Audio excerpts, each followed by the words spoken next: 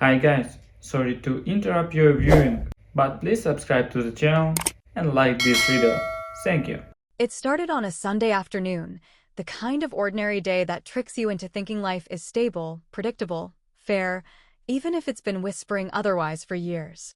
I had just come home from running a few errands, still holding a paper bag of groceries in one hand and my keys in the other, when my mother called me into the living room with that overly composed tone she only used when she was about to say something cruel but wanted it to sound reasonable. My father was already sitting there, stiff-backed and staring at the blank TV screen like he couldn't even pretend to look me in the eye. They didn't waste much time on small talk, which was already a red flag. My mother folded her hands neatly in her lap, the way she always did when she wanted to seem calm but actually needed to control the narrative from the first breath. "Lena," she said with a faint smile that didn't touch her eyes, "we've been talking, and we think it's time you considered moving out.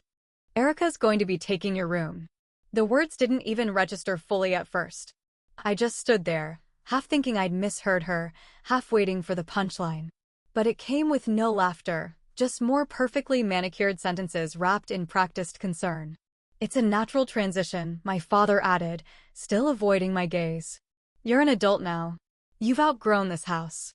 Erica needs more space. She's in her final year of college, and this is a really important time for her." I remember standing there, still holding the damn grocery bag, realizing the absurdity of it all while also feeling the sick, sinking familiarity in the pit of my stomach. This wasn't the first time I'd been asked to shrink so my sister could expand. It had been happening in subtle, insidious ways my whole life, at birthdays, holidays, school events, even in the language they used. Erica was always brilliant, special, our shining star. I was reliable, helpful, the one who doesn't ask for much. That was the unspoken contract they signed on my behalf years ago: be quiet, be useful, and maybe you'll get scraps of love when Erica isn't using it. I didn't scream. I didn't argue. I didn't ask why they thought it was okay to kick me out of the room I had painted with my own hands, the room that still had my books, my journals, the only physical space I had ever truly claimed in that house. I just nodded slowly, said nothing, and walked upstairs. If they noticed the way my shoulders stiffened or the way I clutched the stair railing like it was the only thing keeping me upright, they didn't say a word. I packed in silence, methodically folding my clothes, boxing up my things, running my fingers over the spines of my old books one last time before tucking them away. It was surreal in the way only betrayal by people who claim to love you can be. Every time I taped a box shut, I felt another piece of whatever connection I had to that house disappear like smoke. And still, I said nothing. Because words weren't going to change anything. They'd already made up their minds. And honestly, deep down, I think they expected me to beg. They expected me to cry, to plead for space in the home I grew up in, to remind them that I existed too. But I didn't give them the satisfaction. When I finished packing, I stood in the doorway of my now bare room, looking at the chipped edges of the window frame I'd painted myself at 17, at the little scuff marks in the floor where my desk used to be, at the wall where I used to pin up notes and pictures and plans for a future they never bothered asking about. And then I looked at the photo on my bookshelf, the one of Grandma Ruth, taken this summer before she passed, her hand on my shoulder, her eyes full of warmth in a way my parents had never managed to replicate. I reached out, took the frame in my hands, and held it for a moment longer than necessary. Then I turned toward the door, carrying my last box out of the room, out of the house, past my mother's forced smile and my father's half-hearted nod. They didn't hug me. They didn't say they'd miss me. They didn't offer help or even walk me to the car. Erica stood in the hallway grinning like a child handed a new toy, already talking about what color she'd paint her new room. I paused just before stepping outside, looked back at the photo in my hand, and whispered under my breath, "Well, let's see what they forgot." And I smiled, because I knew something they didn't. And their lesson was coming. I didn't cry the first night I left the house, though I'd be lying if I said it didn't ache in places I couldn't quite name. I sat on my friend Casey's couch, wrapped in an oversized blanket that smelled like vanilla laundry detergent, and stared at the ceiling while the silence between us said more than any words could. She didn't ask for details, I think she could read it all in my face, the tight jaw, the half-swallowed anger, the exhausted way I kept my voice calm when I told her what happened. She just handed me a glass of wine, squeezed my shoulder, and said, "Stay as long as you need." And for the first time in days, I felt like someone saw me as more than a burden to be moved out of the way. But the truth is, that feeling of being in the way had never really left me. I'd been carrying it for years, tucked beneath my skin, normalized to the point that I stopped questioning whether I deserved better. Growing up, I wasn't just the older daughter. I was the backup plan, the safety net, the one who was expected to understand without being explained to give up without being asked, to hold the family together without ever being acknowledged for doing so. And Erica? Erica was the golden child before she could even walk.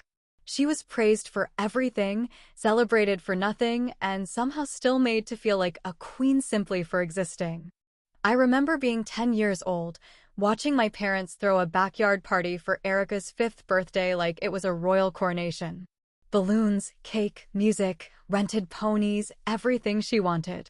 When I asked why I never had a party like that, my mother patted my head and said, "You've always been more mature, sweetie. You don't need all the fuss." That phrase stuck with me. You don't need all the fuss. It became the family's excuse for every time they poured more into Erica and expected me to understand the emptiness left behind.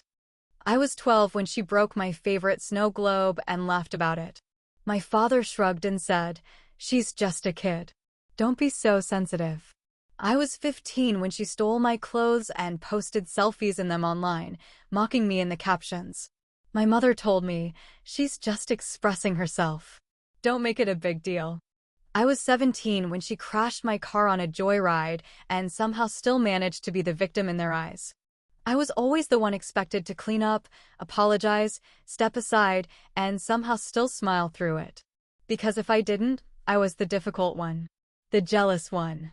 The one who didn't know how to support her sister. And the worst part? I believed it for a long time. I believed that being quiet was the price of peace. That being invisible was easier than being accused of starting conflict. That maybe if I gave enough, eventually they'd notice what I'd sacrificed. But all it did was teach them how to expect more from me without ever offering anything back. Ever been treated like you were replaceable? Like no matter how much you gave, someone else would always be their first thought, their first choice, their real child while you were just the convenient extra? Tell me I'm not the only one who smiled through clenched teeth while watching someone else be handed everything you were told you didn't need. Tell me I'm not the only one who swallowed that kind of betrayal for the sake of keeping the family intact.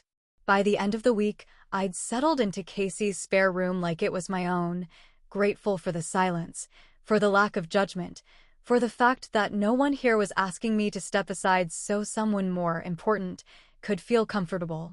I was starting to breathe again, really breathe, in a way I hadn't in years. And then the phone rang.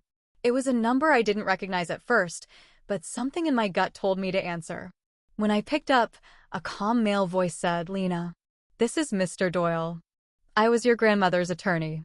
I believe it's time we talk about that deed." And just like that, everything shifted.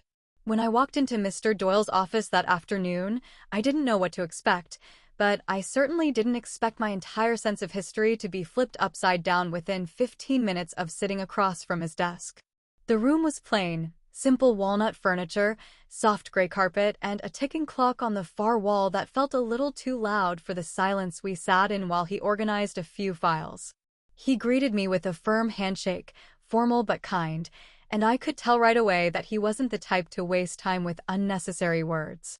He got straight to it, sliding a manila folder toward me with a quiet confidence that made my pulse start to hum before I'd even seen what was inside. "Your grandmother made arrangements that I believe your parents are unaware of," he said, tapping the folder once with his index finger. "And I think you deserve to know exactly where you stand." I opened the folder slowly, not sure what I was looking at until my eyes landed on the heading at the top of the first document, Transfer of Property Title, Ruth and Miller to Lena May Miller.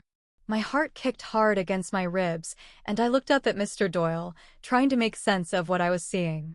He nodded calmly, as though he had been waiting for this moment for years. She transferred ownership of the house to you 5 years ago, he said plainly, like it wasn't the most shocking sentence I'd ever heard in my life. It's been in your name ever since. She wanted it to be secure, away from interference. She didn't trust that your parents would honor her wishes after she passed. So, she handled it herself quietly but thoroughly. I sat back in the chair, stunned into stillness, rereading the lines of the document again and again, as if they might somehow vanish if I blinked too hard. The house, the very house they kicked me out of without a moment's hesitation, was mine. Not metaphorically, not emotionally, not symbolically. Legally mine. The irony was so thick I could taste it. And it wasn't just the title. Mr. Doyle continued flipping through the paperwork, showing me additional documents, one outlining a trust fund Grandma Ruth had quietly maintained for property upkeep and taxes, another detailing a clause that made it clear I held full authority over occupancy. You have complete discretion, he said. You can reside there, lease it, or evict anyone currently living there. The trust ensures the financial burden of the home won't fall on you, at least not for another 10 years. She thought of everything. I had to laugh, not because it was funny in any traditional sense, but because the absurdity of it all had finally boiled over into something almost poetic. My parents had told me to leave, claimed the house wasn't mine, insisted I was no longer part of that space, and yet they were the ones squatting in a home they didn't even own. The smug expressions they wore while I packed my things flashed in my memory like cruel snapshots, and for the first time, they didn't sting, they amused me. It made so much sense now, in hindsight. I'd always felt something different in the way Grandma Ruth treated me. She never said much directly, never lectured or interfered in my relationship with my parents, but her support was quiet, steady, and intentional. She was the one who showed up to my science fairs, who slipped me $20 when I said I didn't need it, who asked how I really was when no one else in the room cared to listen. She saw things clearly, maybe clearer than I ever gave her credit for, and this final act proved she'd seen it all along. Mr. Doyle leaned back in his chair and folded his hands, watching me with a small, almost amused smile. So, he said after a pause, would you like to reclaim your property now, or would you prefer to let them beg first? And I sat there, letting that question hang in the air, sweet and heavy and completely mine to answer. There's something strangely satisfying about watching a storm build when you're standing dry under a roof you didn't have to beg for, especially when it's a storm that someone else created and now has to sit through without a single umbrella in sight. I didn't rush to reclaim the house, not because I wasn't ready to take back what was mine, but because I wanted them to feel what silence tastes like when it's served cold. When the daughter you dismissed without hesitation suddenly becomes the name on every envelope and the shadow behind every uncertainty you can't explain. I didn't answer their messages, didn't return their calls, didn't even acknowledge the awkward texts my mother sent that tried to mask panic beneath forced politeness. I just waited. It didn't take long before the cracks in their little illusion began to widen, spreading slowly at first, just enough to make them uncomfortable, but not enough for them to understand why. It started with the utility notices. The first one arrived just 3 days after my meeting with Mr. Doyle, a routine statement, except this time, the name at the top wasn't my father's. It was mine, Lena Mae Miller. The very name they'd scribbled out of their lives without a second thought now stared at them from the corner of a bill they weren't expecting. Of course, they assumed it was a mistake. That's what people do when reality doesn't fit the narrative they've constructed around themselves. They assume the error lies in the paper, not in their actions. But it didn't stop there. The next day, more mail arrived, legal documents this time, some from the trust office, others from the county clerk. My name was printed boldly on each one, and though I wasn't there to see it, I imagined the confusion crawling across my mother's face as she sorted through the pile, her fingers trembling slightly as she read phrases she didn't understand. Language that suggested control had quietly shifted while she was busy rearranging Erica's furniture in what used to be my room. I imagined her standing there in the kitchen, trying to pretend it didn't bother her, trying to act like it was still her house, even while the walls themselves were starting to whisper otherwise. Erica, of course, did what Erica always did when things didn't go her way. She threw tantrums. I heard from Casey, who'd bumped into a neighbor of ours at the grocery store, that screaming matches had been echoing through the house all week. Apparently, Erica didn't like the idea of having to move again if the paperwork got screwed up. She was furious that her new room didn't feel like hers anymore, that some of the furniture deliveries had been inexplicably delayed, that she had to call the internet provider 3 times and still couldn't get the Wi-Fi transferred under her name. I didn't lift a finger.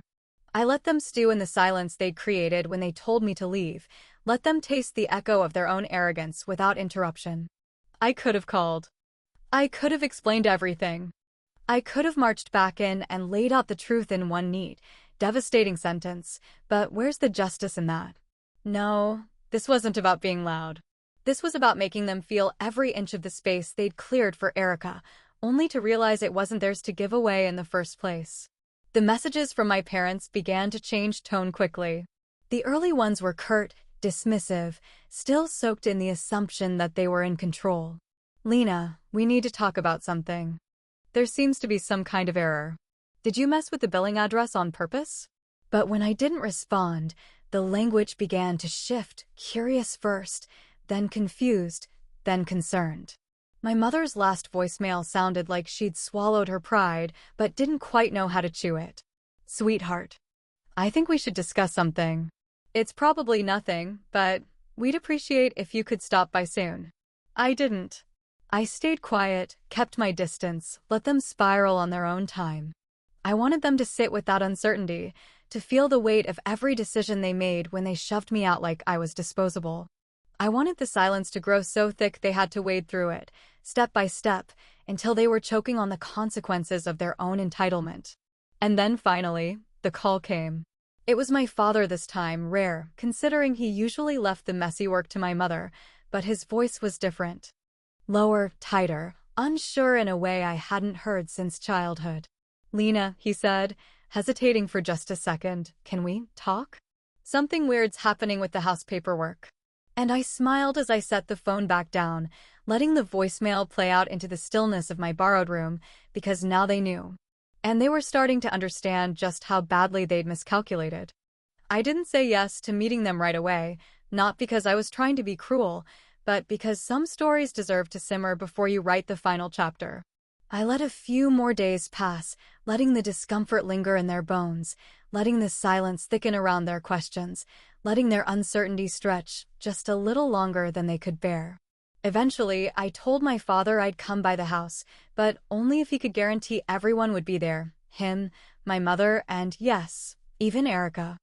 I wanted them all sitting in the same room, hearing the same truth, breathing the same air, and feeling the weight of the same consequences they'd never thought would land in their laps.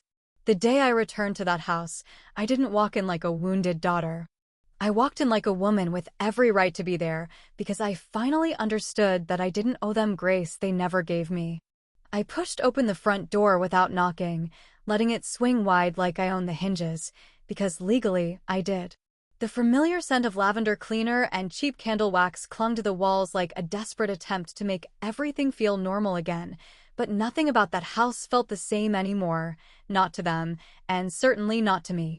I stepped into the living room where they were already gathered, looking like people bracing for bad news at a dentist's office. My mother stood up as I entered, her voice immediately kicking into performance mode. Lena, honey, we're so glad you could, but I cut her off before she could finish the sentence. You kicked me out of a house, I said slowly, clearly, eyes locked on hers, that wasn't even yours to begin with.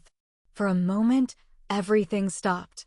I could have heard a pin drop on the hardwood floor. My mother's mouth hung open mid-syllable, her expression flickering from polite confusion to something much colder. My father's eyebrows pulled together as if trying to piece together a puzzle he didn't know he'd been given. And Erica, well, Erica just scoffed like it was all some bad joke she hadn't been told the punchline to yet. Before they could start firing questions, Mr. Doyle stepped forward from behind me, calm and composed in his neatly pressed suit, holding the same folder he'd shown me in his office. He set it on the coffee table and began speaking with the kind of crisp professionalism that leaves no room for argument, no space for denial. He explained the deed transfer, the terms of ownership, the trust fund Grandma Ruth had left in my name, the legal authority I now held over the property, including full discretion over occupancy, maintenance decisions, and, most importantly, eviction rights. Their faces changed one by one as the words settled in, my mother's face paling with each passing sentence, my father's jaw tightening in disbelief, and Erica practically vibrating with rage as if volume could undo legal documentation. "You're lying," Erica spat, arms crossed, voice rising with that same entitled tone she'd used her whole life. "There's no way Grandma would give you the house. She always said a lot of things," I cut in sharply, turning toward her with a coolness that made her blink. "But what she did was put it in writing. That's the difference between your assumptions and my reality." She started shouting, pacing, demanding to see the paperwork herself, but Mr. Doyle simply handed her a copy with a smile that bordered on pity. My father, still seated, looked as though he'd swallowed a stone, unsure whether to speak or stay silent, finally realizing he was no longer the man in charge of anything inside those four walls. My mother tried to backtrack then, reaching for some kind of emotional lifeline. "Lena, sweetheart, if you knew this all along, why didn't you say anything sooner?" I smiled politely, letting my gaze travel around the room, the same walls that used to make me feel small, the same furniture I used to dust without thanks, the same floor I used to walk across in silence so no one would accuse me of taking up too much space. "Because," I said, letting the moment stretch just long enough, "I wanted you to hear the truth when it would echo loudest." And then I looked around again, slowly, purposefully, taking it all in like a homeowner, seeing her space through new eyes. "I haven't decided yet," I added, tone steady, "whether I want any of you staying here." And just like that, the balance shifted. They finally understood who held the keys now. There's something almost surreal about walking through a space that used to feel like a cage and realizing you're the one holding the lock now, the one with the key, the one who no longer has to ask permission to breathe in a house that used to suffocate you. I stood in the middle of the living room that day, watching the three of them sit there in silence, my father still clutching his drink like it was a lifeline, my mother pretending not to look nervous while trying to maintain some flickering sense of dignity, and Erica fuming in her corner like the bratty child no one had the heart to discipline for the last 2 decades. And all I felt was peace.